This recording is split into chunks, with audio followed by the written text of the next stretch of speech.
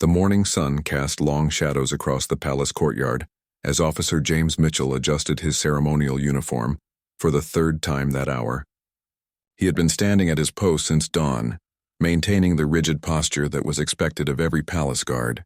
The polished buttons on his red tunic gleamed in the early light, and his tall bearskin hat added an imposing presence to his already commanding stature. James had served in this position for 7 years, and he knew every protocol, every rule, and every tradition that came with wearing the uniform. The palace was buzzing with activity that morning. A state function was scheduled for later in the day, which meant dignitaries, politicians, and their families would be arriving throughout the afternoon. James had been briefed about the security measures, the list of expected guests, and the exact procedures to follow. He stood outside the East Gate, one of the most photographed locations in the entire palace grounds. Tourists gathered daily to take pictures with the guards, and James had become accustomed to the flashing cameras and excited whispers. What made James particularly good at his job was his ability to remain completely still and emotionless, no matter what happened around him.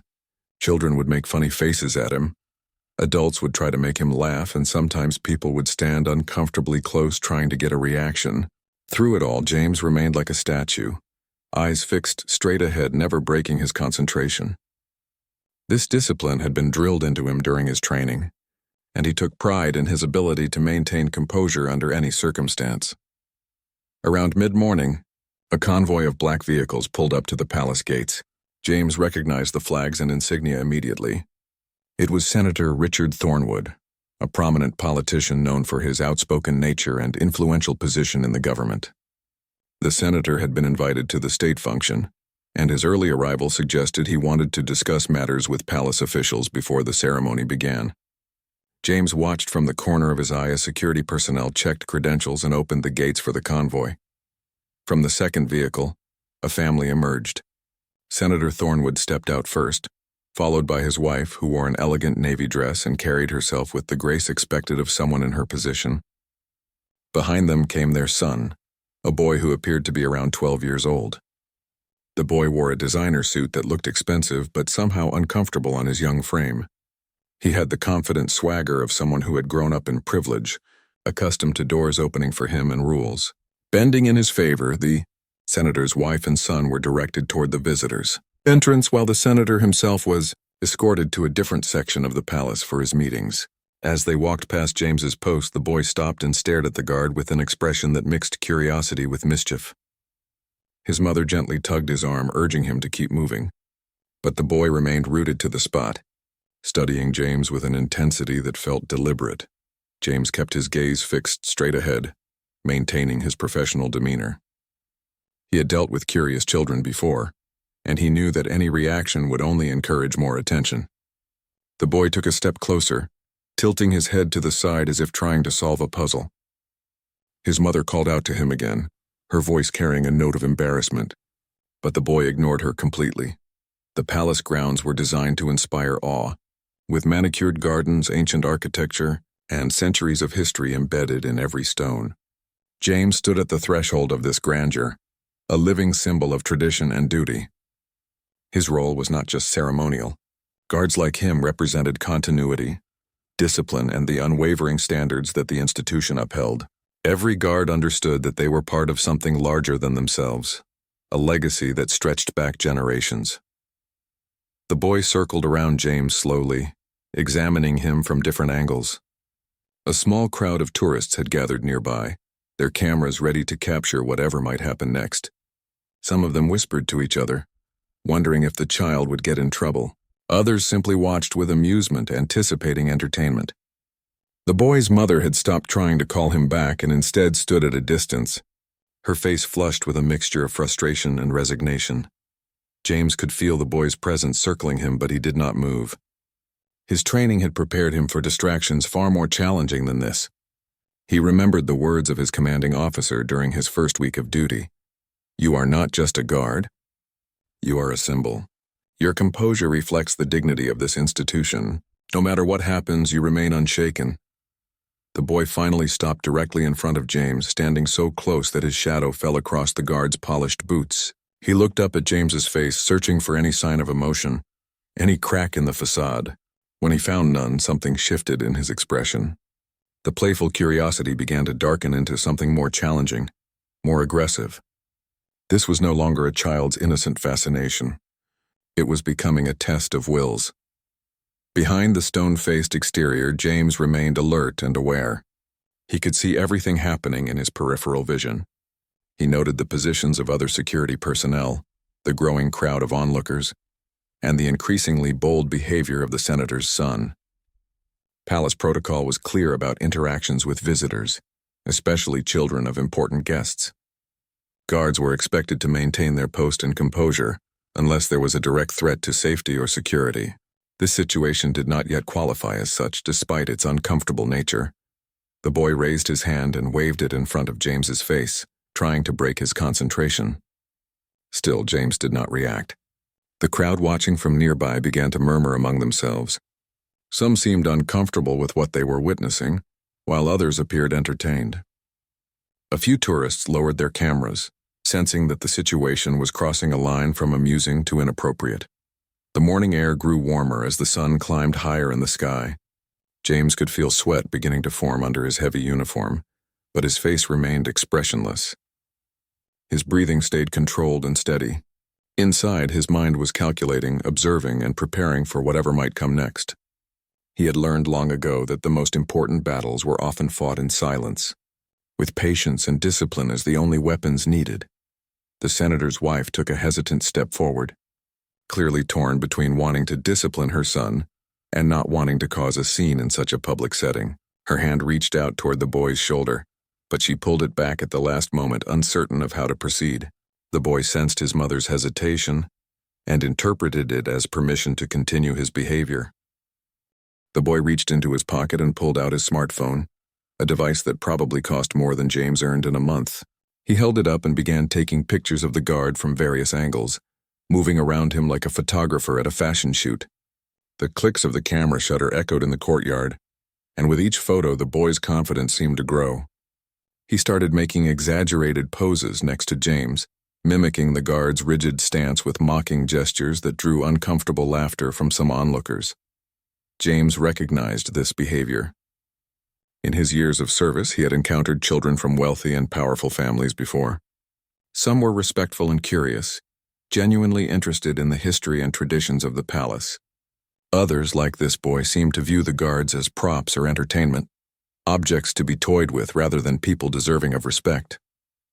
The difference usually came down to how they were raised, what values their parents had instilled in them about treating others with dignity, regardless of their position. The crowd had grown larger now, with more tourists stopping to witness the interaction. Among them were visitors from different countries, some who understood the significance of palace guards and the protocol surrounding them, and others who were simply looking for memorable vacation photos. A few elderly tourists shook their heads disapprovingly, clearly uncomfortable with the boy's behavior, but unwilling to intervene in what they assumed was a family matter. The senator's wife finally found her voice and called out more firmly, "David, come here now. We need to go inside." Her tone carried authority, but David pretended not to hear her. Instead, he moved even closer to James, standing on his toes to try to look directly into the guard's eyes. The boy's face was now inches away from James's chin, and still, the guard maintained his forward gaze, looking past the child as if he were invisible. David's expression shifted again. The playful mockery was replaced by frustration. He was not accustomed to being ignored. In his world, people paid attention to him because of who his father was, because of the power and influence his family wielded. Teachers at his expensive private school gave him special consideration. Service staff at hotels and restaurants fawned over his family. Even other children often treated him differently once they learned about his background. But here stood this palace guard, completely unmoved by his presence, utterly indifferent to his status.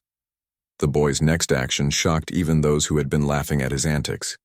He reached out and poked James in the chest with his finger, not gently but with deliberate force. The gesture was aggressive and disrespectful, crossing a clear boundary.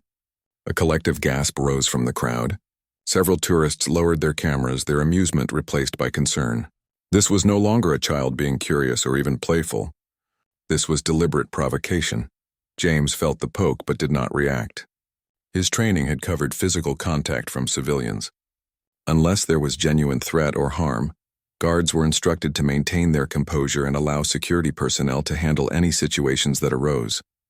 James could see from his peripheral vision that 2 palace security officers were already moving toward his position, having noticed the escalating situation. However, they moved slowly, professionally, not wanting to create an incident that might embarrass the senator's family. David poked James again, harder this time, and when that produced no reaction, he did it a 3rd time. His face was flushed now, a mixture of anger and embarrassment at his inability to break the guard's composure. Behind him, his mother had covered her face with her hand, clearly mortified by her son's behavior but seemingly powerless to stop it. Other visitors waiting to enter the palace had paused to watch, their appointments momentarily forgotten in the drama unfolding before them. The boy took a step back and looked around at the crowd, as if seeking validation or encouragement. When he found mostly disapproving faces staring back at him, something seemed to snap. He turned back to James with renewed determination. In a voice loud enough for everyone nearby to hear, David said, "My father is Senator Thornwood. Do you know who that is? He could have you fired with one phone call.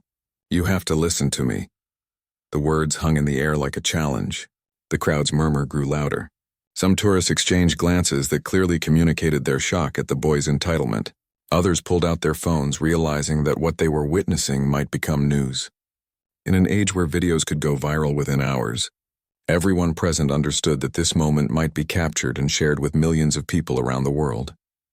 James remained motionless, but inside, his mind was working through the situation carefully.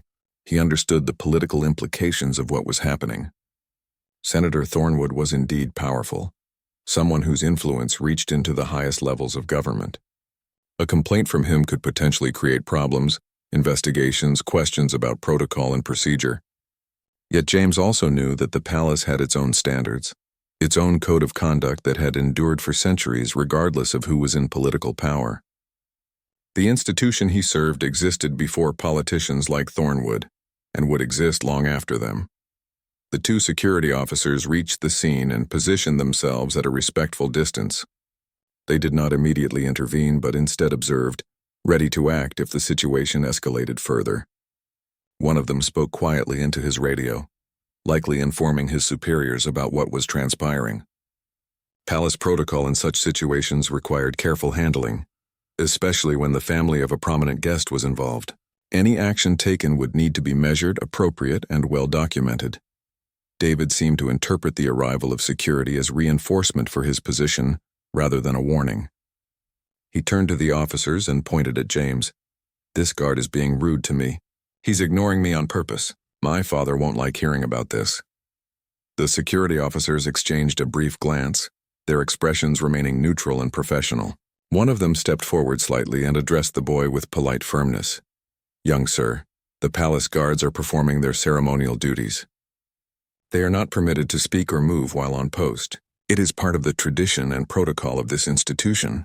Perhaps you would like to join your mother and proceed to the visitor's entrance." The officer's tone was respectful but carried an underlying authority that suggested this was not a request, but a gentle directive. David looked between the security officer and James, clearly weighing his options. His mother took this moment to approach, finally finding the courage to physically intervene. She placed a hand on David's shoulder and spoke in a low voice that nevertheless carried across the now silent courtyard.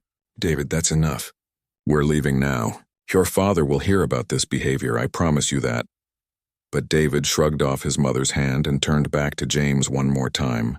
What happened next would be talked about for days among the palace staff, and would eventually make its way into training sessions as an example of how to handle difficult situations with grace and professionalism. The boy, in a final act of defiance and entitlement, raised his hand as if to shove the guard, his palm open and aimed at James's chest. Time seemed to slow down in that moment. The crowd held its collective breath. Before David's hand could make contact with James's chest, one of the security officers moved with practiced speed and intercepted the boy's arm mid-motion. The officer's grip was firm but not harsh, enough to stop the action without causing any harm. The intervention was so smooth and professional that it looked almost choreographed. David stumbled slightly, caught off balance by the unexpected resistance to what he had assumed would be another successful provocation. The security officer maintained his hold on David's wrist for just a moment longer than necessary, making a point without saying a word. When he released it, he stepped between the boy and James, creating a physical barrier. His colleague moved to the other side, and together they formed a subtle but clear wall of authority. The message was unmistakable. The situation had reached its limit, and further actions would not be tolerated. James continued to stand at attention, his expression unchanged, his eyes still fixed on the distant point ahead. But something remarkable had happened in that moment of intervention. The crowd, which had been watching with varying degrees of amusement, discomfort, and concern, suddenly shifted their perspective. They saw the guard not as a target for entertainment, but as a professional enduring harassment while maintaining his duty. Several tourists began to applaud, a slow clap that spread through the gathered crowd until it became a clear show of support for the guard's composure. David's face turned a deep shade of red, though whether from embarrassment or anger was difficult to tell. He looked around at the applauding crowd with confusion and then growing humiliation. This was not how he had expected things to go. In his limited experience, throwing his father's name around usually resulted in people backing down, apologizing, or scrambling to accommodate him. Instead, he found himself standing in a palace courtyard with dozens of strangers applauding the very person he had been trying to humiliate. His mother seized the moment of distraction to take a firmer grip on his arm and begin steering him away from the scene. "We are going inside right now, David. Not another word." Her voice carried a tone of finality that even her entitled son recognized as non-negotiable. As they walked away, several tourists continued to take pictures, but now they were capturing the guard's steadfast dignity rather than a child's misbehavior. The security officers remained in position for a few more moments, ensuring that the situation had fully resolved before they quietly withdrew to their regular posts. One of them gave James the slightest nod as he passed, a gesture of respect and solidarity that only those in uniform would understand. It was acknowledgement that James had handled an uncomfortable situation with exactly the kind of professionalism that their roles demanded. As the morning progressed and the courtyard returned to its normal rhythm, James finally allowed himself a mental acknowledgement of what had occurred. He had not broken protocol, had not compromised his position, and had not given in to the temptation to react to provocation. These were small victories, perhaps, but they were the victories that mattered most in his line of work. They were the moments that defined what it meant to serve with honor and discipline. Inside the palace, the senator's wife led David through the ornate corridors toward the reception area, where they were expected to wait before the state function began. The walk gave her time to collect her thoughts and decide how to address what had just happened. She was furious with her son, but also deeply embarrassed that his behavior had been witnessed by so many people. In their social circle, reputation mattered enormously, and she could already imagine the conversations that would take place at dinner parties and charity events once word spread about the incident. David walked beside her in sullen silence, his earlier bravado completely deflated.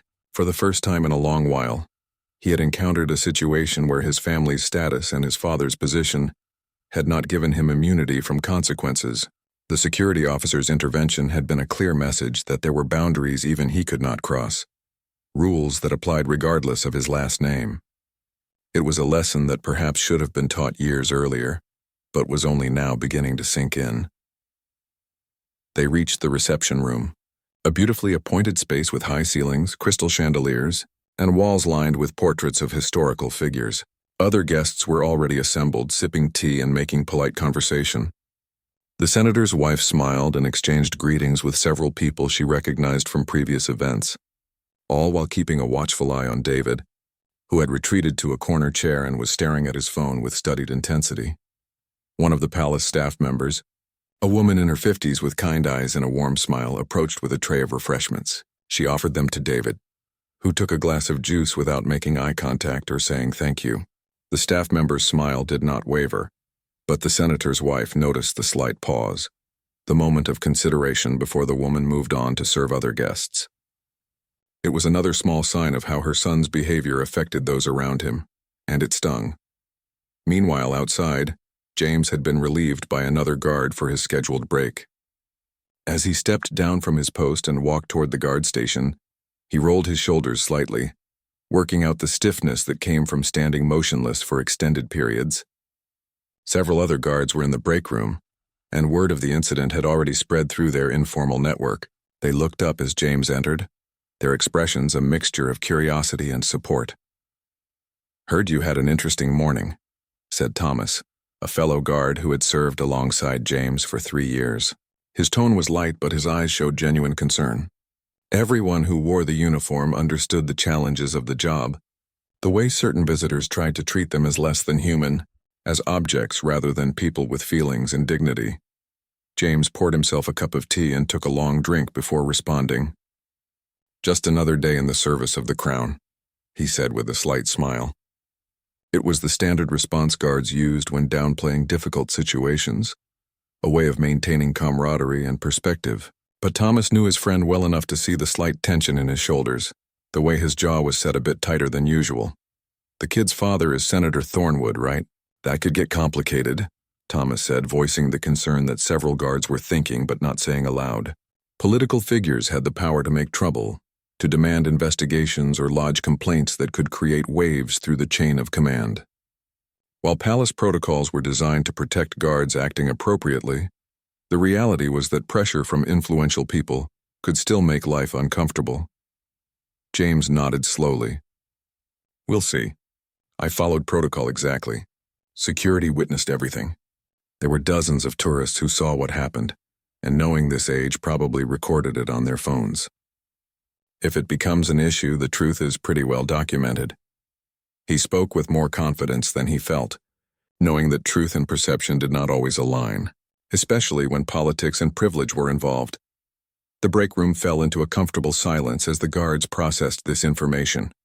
Each of them had their own stories of challenging interactions, moments when they had been tested by visitors who did not understand or respect the significance of their role. These experiences created a bond among them, a shared understanding that outsiders rarely grasped. They were not just men and women in ceremonial uniforms. They were representatives of centuries of tradition, holders of standards that transcended individual personalities or circumstances. After his break, James returned to his post refreshed and ready to complete his shift. The afternoon brought more visitors, more cameras, and more opportunities for him to demonstrate the composure that had served him so well that morning. The state function began promptly at 3 in the afternoon, with dignitaries filing into the grand ballroom wearing their finest attire and most diplomatic smiles. Senator Thornwood had finished his private meetings and now stood among the assembled guests, shaking hands and engaging in the carefully choreographed dance of political networking. He was a man who commanded attention when he entered a room, with silver hair perfectly styled and a suit that spoke of wealth and power. His reputation as a formidable politician was well earned, built on years of strategic alliances and calculated decisions. His wife stood nearby, making polite conversation with the wife of a cabinet minister, but her mind was elsewhere. She was still troubled by the morning's incident and uncertain about whether to mention it to her husband. On one hand, Richard needed to know about David's behavior so he could address it. On the other hand, she knew her husband well enough to predict his likely reaction, and she was not sure she had the energy for the confrontation that would follow.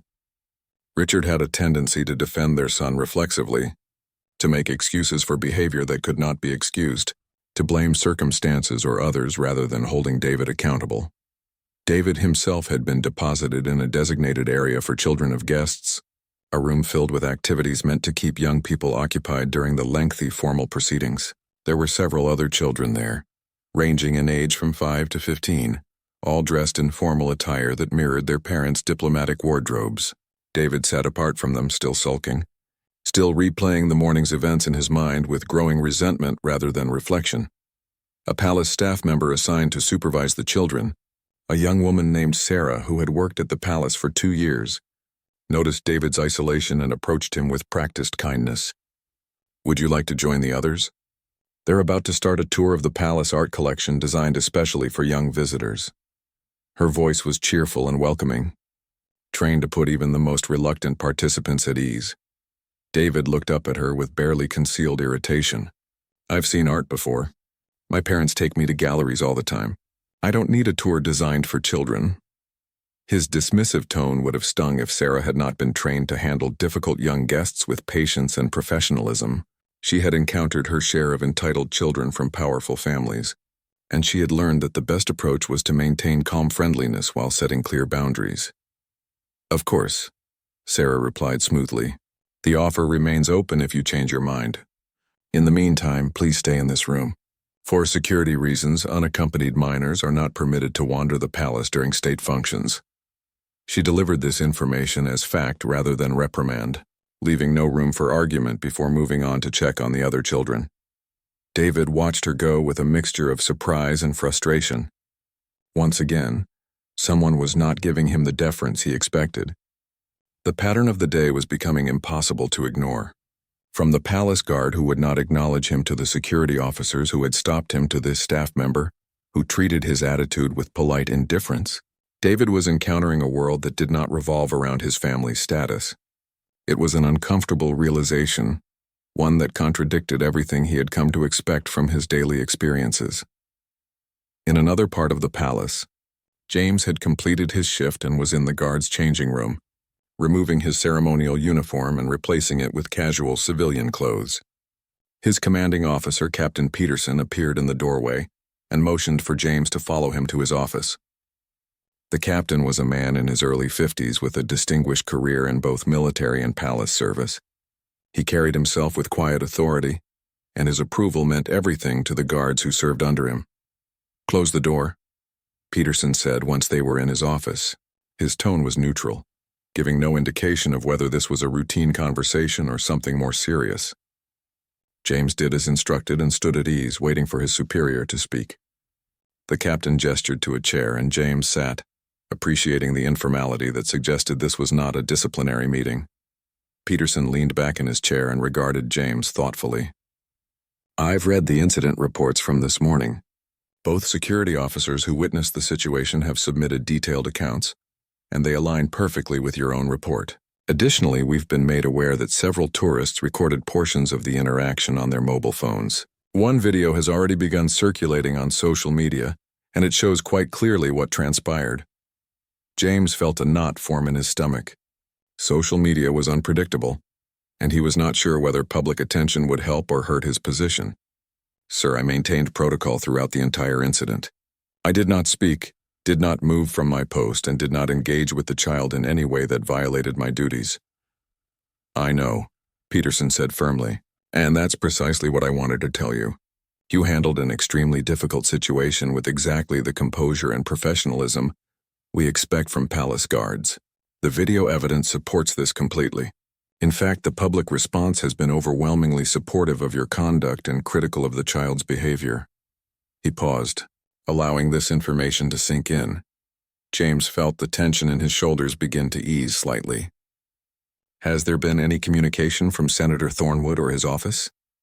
It was the question that had been weighing on him all day, the concern that had made it difficult to fully relax even during his break. Peterson's expression became more guarded. "That's the complicated part.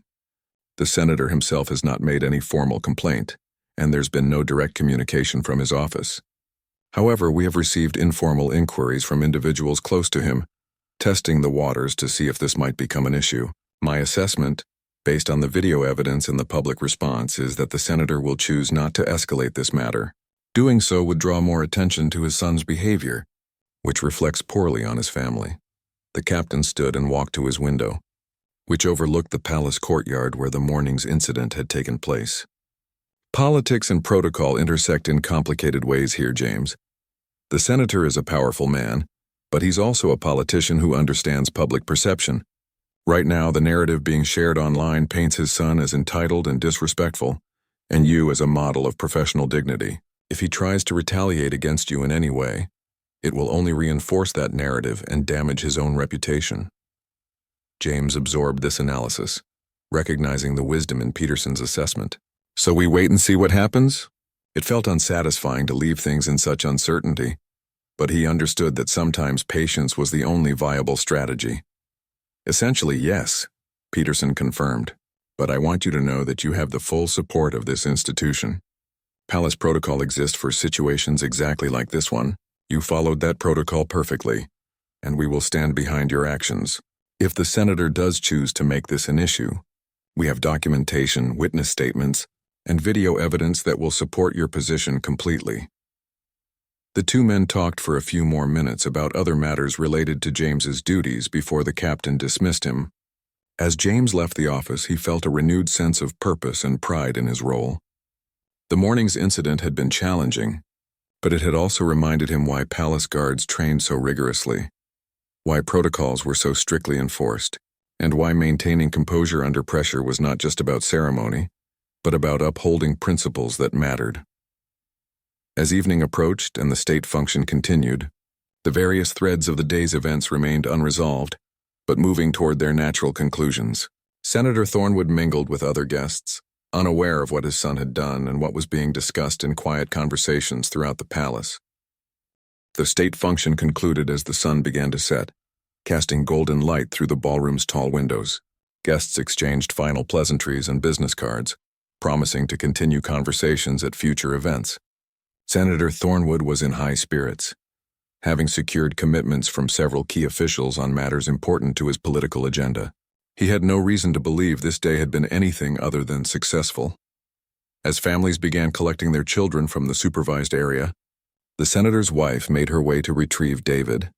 She found him exactly where she had left him hours earlier, sitting in the same chair with his phone, looking thoroughly bored and still visibly sullen. The other children had clearly tried to include him in their activities at various points, but he had rejected all overtures, preferring isolation to participation. "David, we're leaving now. Your father is waiting," she said quietly, extending her hand to help him up. David ignored the gesture and stood on his own, following her out of the room without a word. As they walked through the palace corridors toward the exit, she wrestled with her decision about whether to tell Richard what had happened that morning.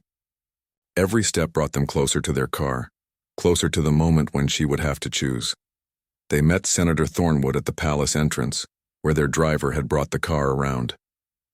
The senator was animated, talking enthusiastically about the conversations he had engaged in and the progress he had made on several legislative priorities.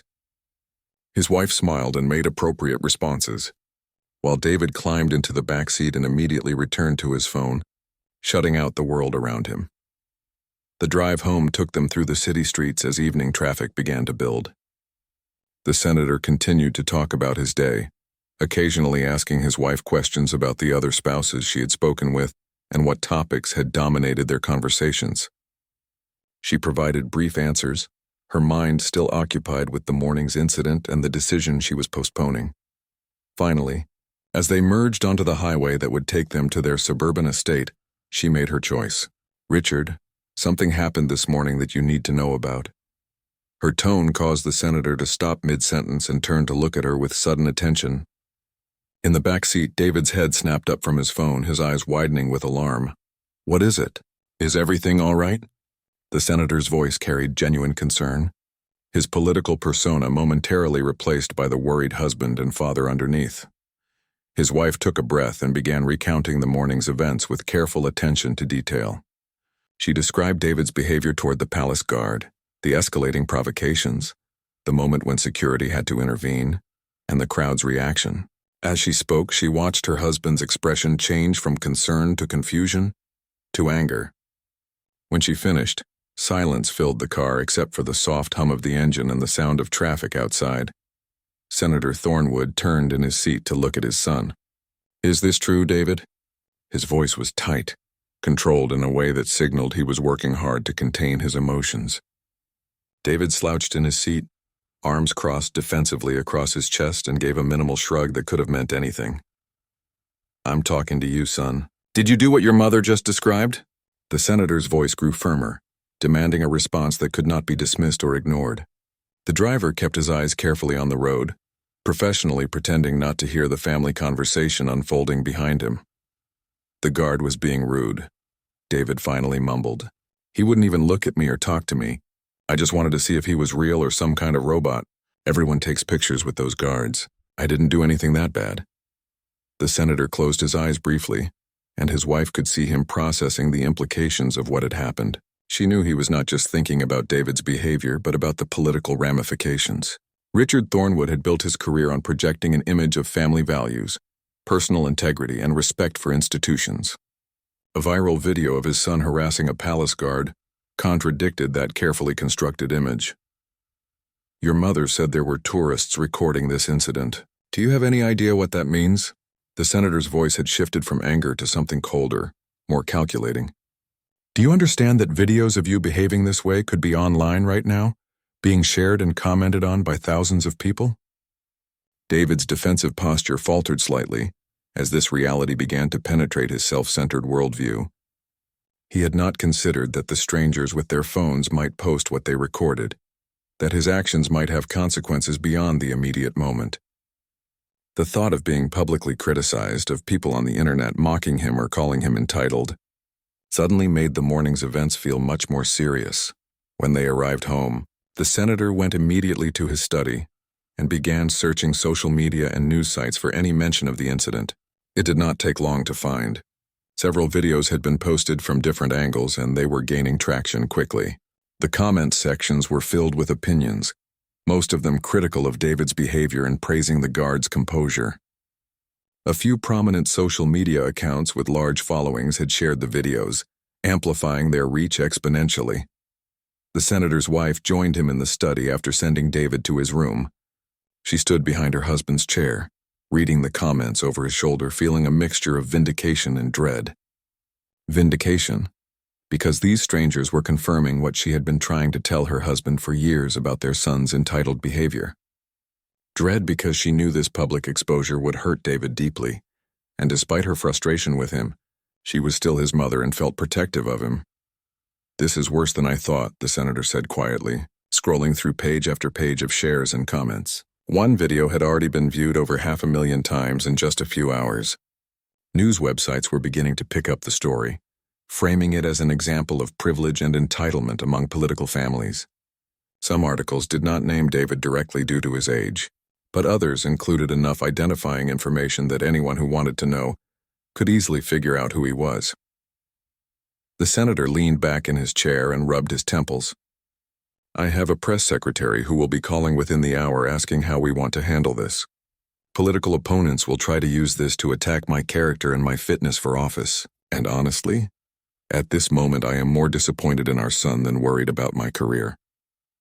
The admission surprised his wife, who had expected him to immediately go into damage control mode, focused primarily on protecting his political image.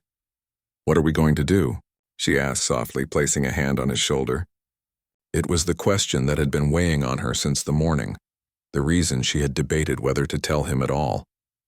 But she knew that hiding it would have been worse, that he needed to know what had happened so they could address it properly. Senator Thornwood stood and walked to the window of his study, looking out at their manicured lawn and the security gate that protected their property from unwanted visitors. We are going to do what we should have done a long time ago. We are going to teach our son about respect, humility, and the fact that his last name does not make him superior to anyone else. He turned back to face his wife, his expression resolute. And I am going to personally apologize to that palace guard. His wife blinked in surprise. You are going to apologize? Publicly? The suggestion seemed almost radical given how carefully politicians usually manage their public statements and admissions. Not publicly, not at first, the senator clarified. I am going to contact the palace and request a private meeting with the guard and his commanding officer. I am going to apologize directly to the young man David harassed, and I am going to make it clear that his behavior had nothing to do with how I raised him to act, and everything to do with how I failed to properly discipline him when needed. Over the next hour, the senator made several phone calls. He spoke with his press secretary, instructing her to prepare a statement that acknowledged the incident, took responsibility as a parent, and expressed regret for his son's behavior. He contacted his chief of staff to warn him about the potential political fallout. And finally, he placed a call to the palace administration office, requesting a meeting with the appropriate officials regarding the morning's incident. The palace official he spoke with was professional and courteous, taking down the senator's information and promising to pass along his request to the relevant parties. The senator could hear the surprise in the woman's voice when he explained that he wanted to apologize personally to the guard his son had harassed. Clearly, this was not the response the palace had expected from a powerful politician whose child had been caught misbehaving. Upstairs in his room, David lay on his bed staring at the ceiling, his phone face down beside him. For the first time, he was afraid to look at it, afraid to see what people might be saying about him online. He had heard his parents' voices through the floor, the serious tones that indicated he was in real trouble. Part of him wanted to dismiss it all, to retreat into the defensive anger that had served as his shield for so long. But another part of him, a smaller and quieter voice, was beginning to feel something. 3 days after the incident, James received word that Senator Thornwood had requested a private meeting, and that palace officials had agreed to arrange it. The meeting would take place in a small conference room within the palace administrative wing, away from public areas and prying eyes. James was told that attendance was voluntary and that he could decline if he wished, but that the palace administration recommended he accept given the senator's apparent sincerity. James agreed to the meeting. Though he spent the intervening days feeling increasingly nervous about it, he had never met with someone of the senator's stature before, and he was uncertain what to expect. Would the politician try to justify his son's behavior? Would he attempt to intimidate James into silence about the incident? Would he offer some kind of deal or compensation to make the matter disappear? These questions circled through James's mind as he prepared for the encounter. Captain Peterson met with James the morning of the scheduled meeting to provide guidance and support. "Remember that you are representing not just yourself but the entire guard service," Peterson said. "Be professional. Be honest and do not apologize for doing your job correctly. You have nothing to feel defensive about in this situation." The senator requested this meeting, which means he wants something from it. Listen to what he has to say, but do not feel pressured to agree to anything you are uncomfortable with. When the time came, James put on his dress uniform and made his way to the administrative wing. Captain Peterson accompanied him, along with a representative from Palace Human Resources who would serve as a witness to whatever transpired. They arrived at the conference room to find Senator Thornwood already waiting, dressed in a dark suit but without the trappings of political theater that usually surrounded public figures. He was alone, which surprised James. No lawyers, no aides, no press secretary hovering nearby to manage the message. The senator stood as they entered, and James could see genuine nervousness in the politician's demeanor. This was not the confident, commanding presence that dominated news coverage and legislative hearings. This was a father who had been confronted with his son's failings and his own shortcomings as a parent, and the weight of that realization showed in his face. "Thank you for agreeing to meet with me," Senator Thornwood began, his voice lacking its usual authoritative tone. "I know this is an unusual situation, and I appreciate your willingness to hear what I have to say." He gestured to the chairs around the conference table, and everyone sat down, the formality of the setting providing structure to an emotionally complex encounter. The senator took a breath before continuing. "I want to apologize directly and personally for my son's behavior toward you. What David did was disrespectful, inappropriate, and completely unacceptable. As his father, I take responsibility for not instilling in him the values of respect and humility that should guide his interactions with others, regardless of their position or occupation." James listened carefully, trying to gauge the sincerity behind the words. Politicians were skilled at saying what audiences wanted to hear, and he remained cautious about accepting these apologies at face value.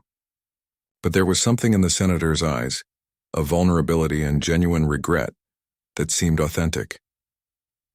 "I have watched the videos of the incident multiple times," the senator continued, "and each time I am struck by your professionalism and composure in the face of increasingly provocative behavior. You maintained your duty with dignity, while my son demonstrated a level of entitlement that embarrasses me deeply. You did not deserve to be treated that way, and I am truly sorry that you were." Captain Peterson spoke up at this point. "Senator, I appreciate your coming here and expressing these sentiments. However, I want to be clear that Officer Mitchell performed his duties exactly as trained and expected. He followed all protocols appropriately, and there is no question from the palace's perspective about his conduct. The incident was unfortunate, but it was handled correctly by everyone except your son." The senator nodded emphatically. "I understand that completely.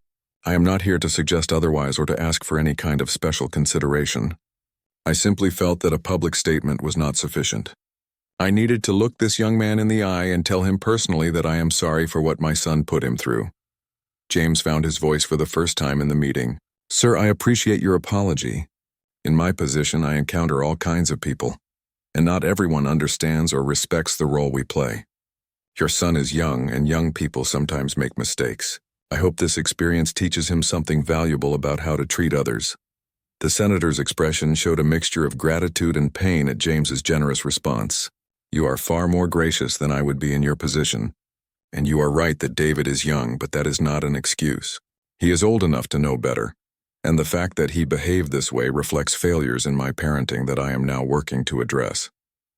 For the next 20 minutes, the conversation continued in this vein, with the senator asking questions about palace guard training and protocols, seemingly genuinely interested in understanding the significance of the role and the discipline it required.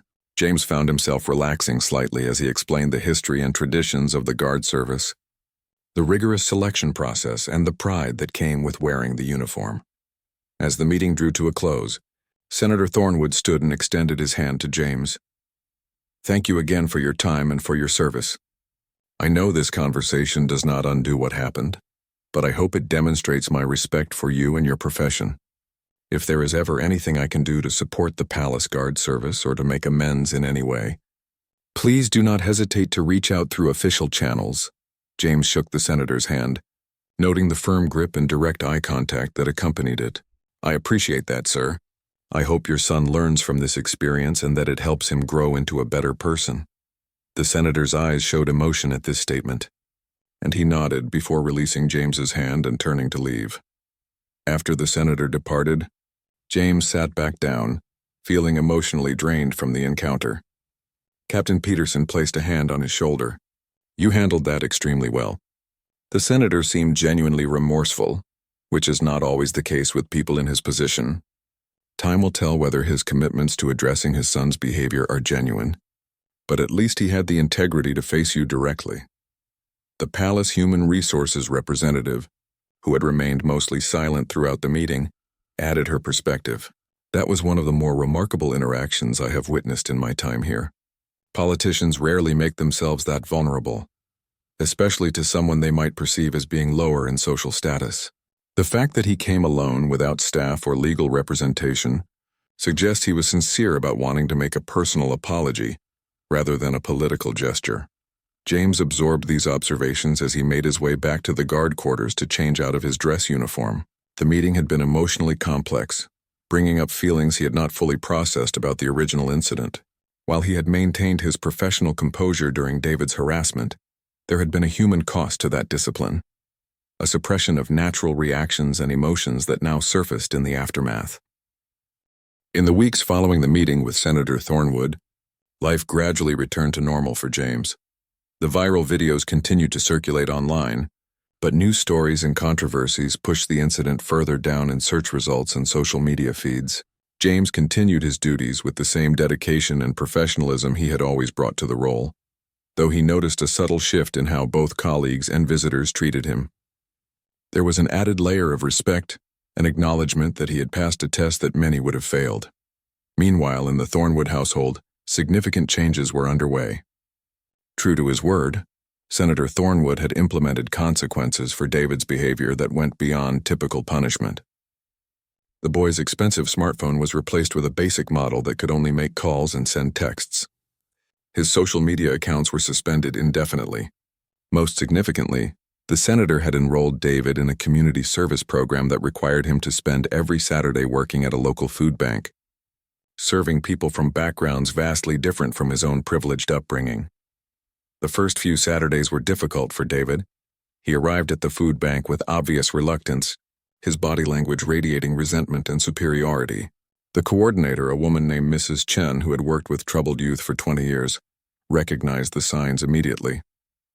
She assigned David to the most humbling tasks available, sorting through donated items, cleaning storage areas, and helping load supplies for elderly clients who could not carry heavy bags. David protested initially, arguing that this was beneath him, that his time was being wasted on menial labor. Mrs. Chen listened patiently to his complaints and then responded with simple directness. Everyone who comes through those doors for help is a person with dignity and worth, regardless of their circumstances. If you think serving them is beneath you, then you have not yet learned the most important lesson life has to teach. We will keep working until you understand that. Gradually, through repeated exposure to people whose struggles were real and immediate, David's perspective began to shift.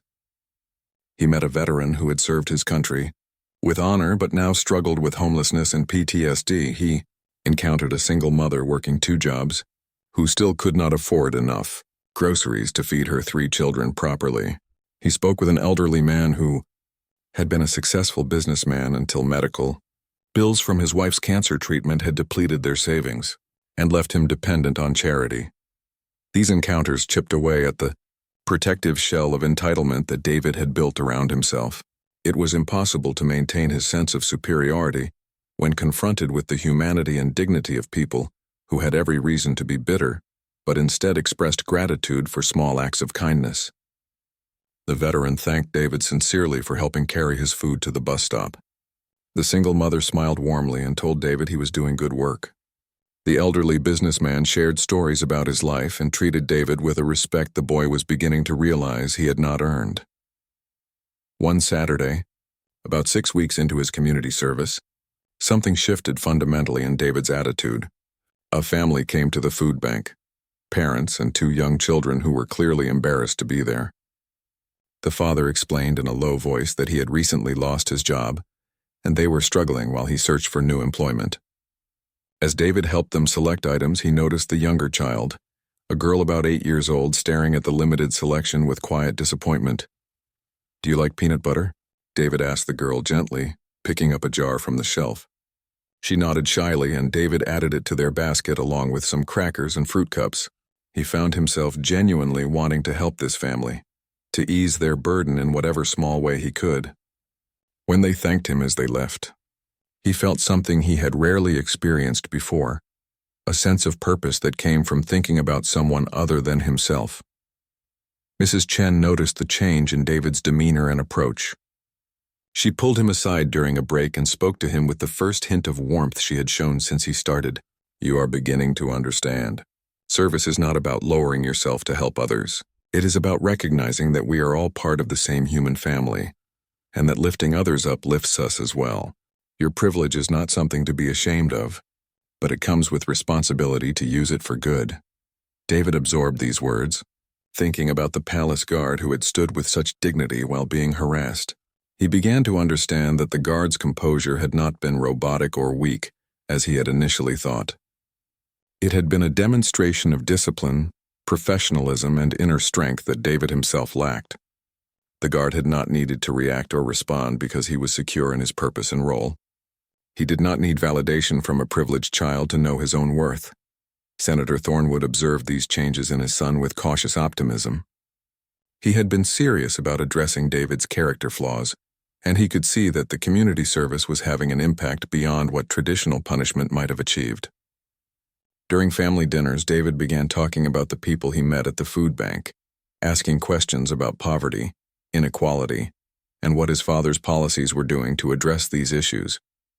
These conversations were sometimes uncomfortable, but they were genuine and important. 3 months after the incident at the palace, Senator Thornwood arranged another meeting, this time including David. He contacted the palace administration and requested permission to bring his son to apologize personally to James. The request was forwarded to James, who once again had the option to decline. After discussing it with Captain Peterson, James agreed, curious about whether the senator's son had genuinely changed or whether this would be another exercise in political image management. The meeting was arranged for a weekday afternoon in the same conference room where the senator had previously apologized. This time, when James and Captain Peterson arrived, they found both Senator Thornwood and David waiting.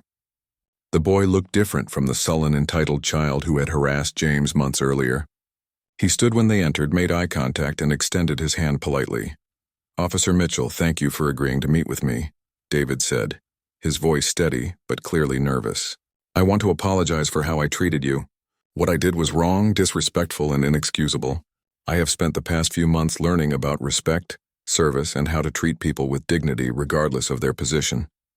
I am sorry for harassing you, and I hope you can forgive me. James studied the boy carefully, looking for signs of insincerity or rehearsed performance.